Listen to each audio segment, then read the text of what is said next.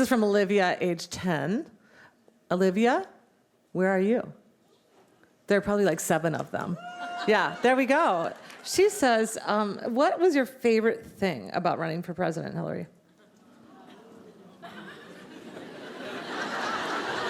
You know, really, my favorite thing was traveling around the country and meeting so many different people and listening to them and thinking through what could be done to help them. I mean, that was my favorite thing. And it was largely because, I'll give you just a quick example. So the first day of my campaign, I was in Iowa, as you know, as you are, on the first day of a campaign.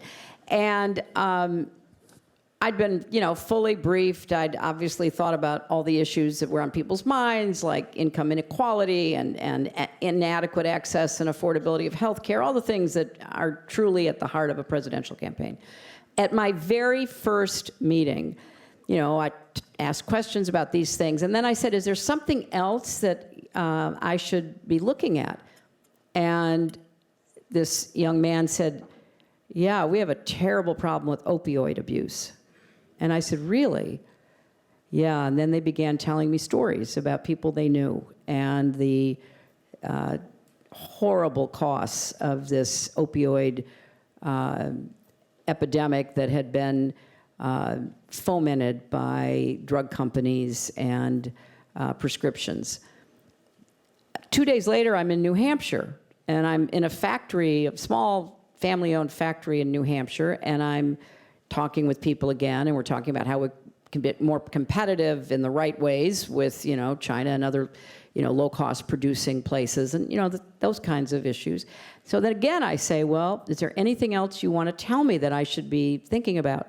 This woman, probably in her late 60s, said, yeah, opioid abuse. And I said, well, why? What has it affected you? She goes, yeah, I retired when I was 65, and then my daughter got hooked on drugs, and I'm now raising my grandchild, and I had to come back to work. And she said, I'm, 68 years old, and I'm back to work. So it was that kind of experience where somebody would share a really personal story or make an observation based on, what they did for a living or what had happened to people they knew, and it made the process seem real, because it can seem so artificial. You show up someplace, you go up on a stage, you make a speech, you wave your arms, you shake hands with as many people as you can shake hands, and you go to the next place, you get up, you make a speech. Same thing over and over and over again. So it's not an interactive experience. And of course, it can't be completely, because you're, running in this huge country.